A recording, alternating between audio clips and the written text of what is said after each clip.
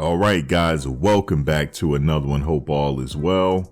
This Saturday, number 22 Colorado is going to face off against Nebraska. It is a home game, and I want to talk about the key takeaways to that game. I came across an article that I want to discuss. It said Coach Prime didn't invent today's college football. He just exploited it. So we're going to talk about that. The top 5 recruit, Bryce Underwood, he is set to visit Colorado. We're going to talk about that. So let's get into it. Guys, please do me a favor. Before we get into this video, please give us a like, comment, share, and subscribe. Also hit the bell notification so you can get updated on my latest content as it drops. All of that will be greatly appreciated by me. Hey guys, before we get started, do me a favor, go into the description section of this video. There you will find a list of all the players on the Colorado team that have YouTube pages. Make sure you check them out and subscribe today. All right, so this Saturday at 12 p.m., Colorado face off against Nebraska. It is a rivalry. So we got a rival coming, and it's going to be what I think an exciting game for Colorado, because I think they're going to win this game, and I'm going to talk about why I think they're going to win this game. And it's good for them because it's their first home game under the Coach Prime era, and they get a chance to showcase their skills in front of their fans for the first time at home. And I think Nebraska is a formidable opponent that can actually give them some work early on. But I think as the end of the second, third, and fourth quarter approaches, I think Colorado, with the skill set that they have on the table, they're going to pull away from Nebraska. All right, so what do I think are the key takeaways to this game that I'm going to be looking out for? Now, as far as Colorado defense, the linebackers, they're going to have to face quarterback Jeff Sims. He's 6'4", 220 pounds. He is a big boy, and he likes to run. He can either pass it or run it, but he really likes to run. So they're going to have to stop that run. Now, the last game, his run, it was effective, but it didn't translate to points on the board.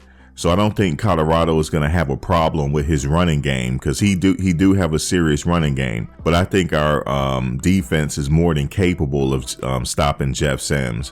He does have an arm on him, but I think our secondary is very talented, which is led by Travis Hunter. We know that he played both sides of the ball, and I don't think Travis Hunter is going to have any problems. I fully expect Travis Hunter to continue to have a lot of snaps in this game. He's going to play both sides of the ball, as we know. He is what you call the ultimate athlete. Now, from my understanding, Miles Slusher is banged up right now, but we also have, Shilo Sanders in the backfield, Trevor Woods. Although Miles Slusher is hurt, I think Roderick Ward might get some snaps in this game in place of Miles Slusher. I don't know. I'm just thinking. I'm just looking on the outside in, and I'm just further explaining that we are deep in that position, so we should be fine with Roderick Ward or whoever decides to step up. But like I said, Shilo Sanders in the backfield or in the safety position, we're okay against Nebraska. And also we got Ben Fenisef.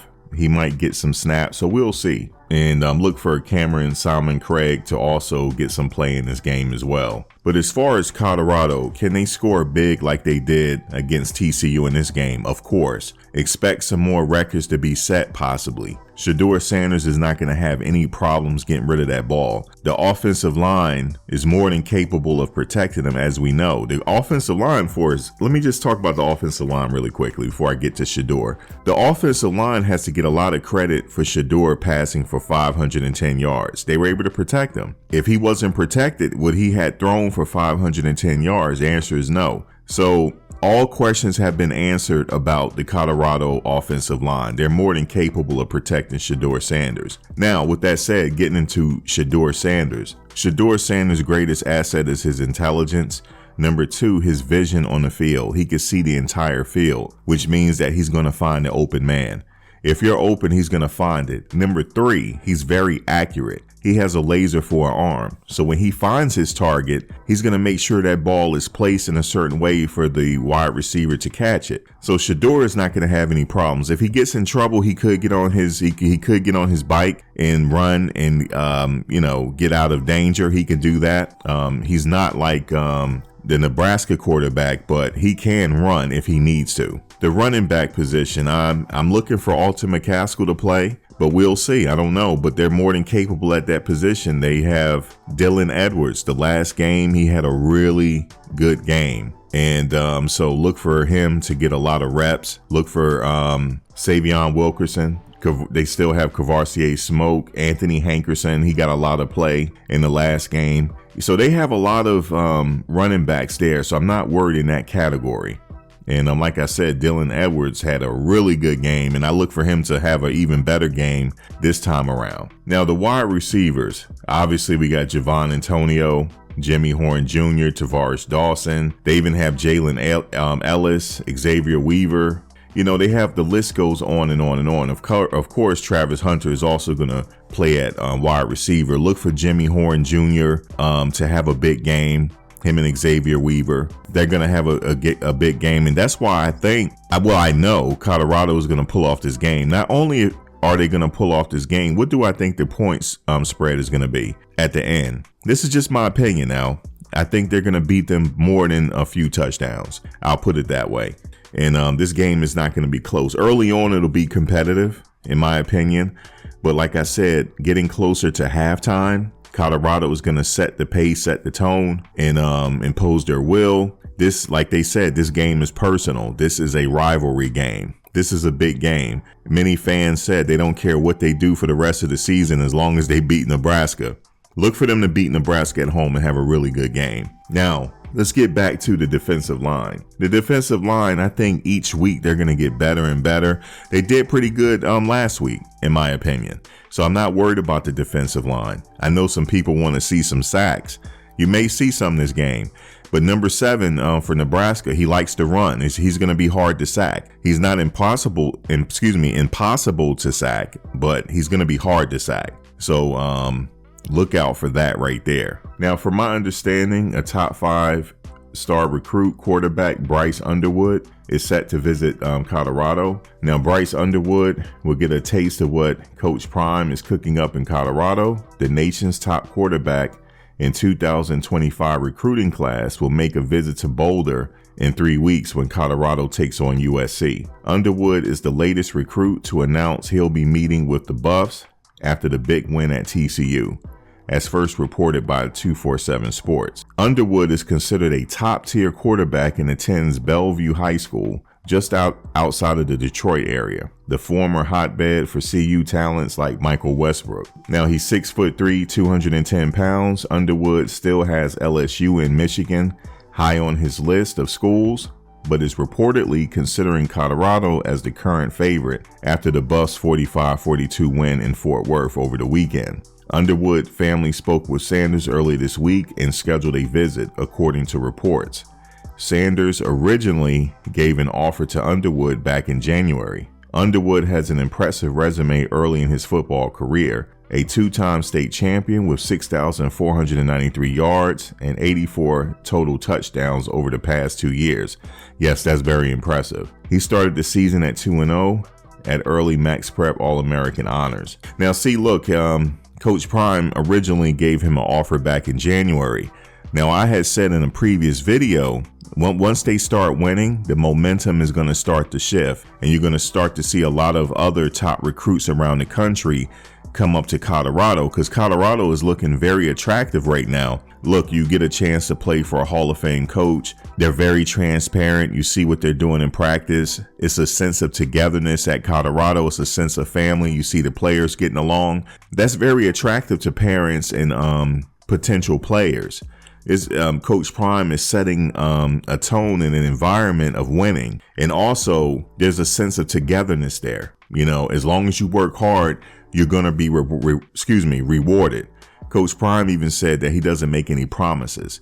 He just say, listen, you give me your son, in return, I'm going to give you back a man. And he said he's not hard to find. So a lot of recruits out there, y'all know he's not hard to find. But listen, as the season go on and they continue to win, more momentum. You're going to start to see a lot of recruits flipping, actually, that already gave their commitment to other schools. You're going to see a lot of flips. As the years go on, each season is going to build upon the last season. And that's what I'm seeing here with Colorado. So I'm going to keep lookout on that news and see what's going on with Bryce Underwood. Now, I read another article here. It says Coach Prime didn't invent today's college football. He just exploited it.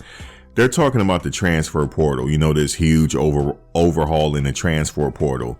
Oh, it's never been done before. Again, I say this in almost every video. It has been done before. He did it at Jackson State and he was successful. So there's a method to Coach Prime's madness in bringing these players in. And the rules say that incoming college coaches, they can bring in as many people as they like. And players that's leaving the football program, if they would like to stay at the university to continue their education, they're allowed to do that, and they're allowed to stay on scholarship. So Coach Prime knew that, and he said, listen, I didn't like the personnel that I saw when I first met them, so I need to bring in some people that I feel comfortable with winning. And he was within the rules to do that, and I didn't see anything wrong with it. You see, it's working. I mean, they beat the runner-up to the national title game last year, TCU. And they beat them, and it was a very competitive game. They would not have beat TCU if he didn't make a huge roster overhaul. They would not have I'm telling you right now, they would not have beat TCU. But he brought in some key players. He brought in Xavier Weaver. He brought in Jimmy Horn Jr. Obviously, Travis Hunter followed. And he brought in some more recruits from Florida State, Auburn, Alabama. And here we are. We have a very competitive team. You know, I think some coaches around the country, they're looking at this, they're calling it the Great Project. You know, it's like a science project, but it's actually working, you know, because I find them to be the favorite against Nebraska. Now, they have this simulated program. Actually, let me talk about that. I read an article. They said that this is a simulation program, and they simulate over 20-some thousand games, and they said the result was that Nebraska's going to win. Well, okay, if you're going to believe that simulated program, go ahead. I'm looking at the personnel that's on the field. I'm looking at what I see every day, and I see them beating Nebraska. That's what I see. Now, albeit Nebraska does have a good running game. You know, they have a good running back, and they have a quarterback that is more than capable of rushing for 100 yards, but that's not going to be enough against this Colorado high-powered offense. It's not going to be enough. Shedeur Sanders is going to pick that defense apart again, like he did TCU. He's going to pick him apart. They're going to protect Shedeur, and if he's upright, give him time. He's going to find the open man, and that score is going to run up. That's what I see happening here at this game. But I can't wait for the game. I'm glad the season here is upon us. Eventually, I'm going to get to one of these games. I just don't know yet. One of these games I'm going to get to. That UCLA game looks very attractive to me. And I did have plans to be in Los Angeles during that time. So since I'm going to be out in Los Angeles, why not go to the UCLA game in Colorado? That's an away game, and that'll be very attractive for me to go.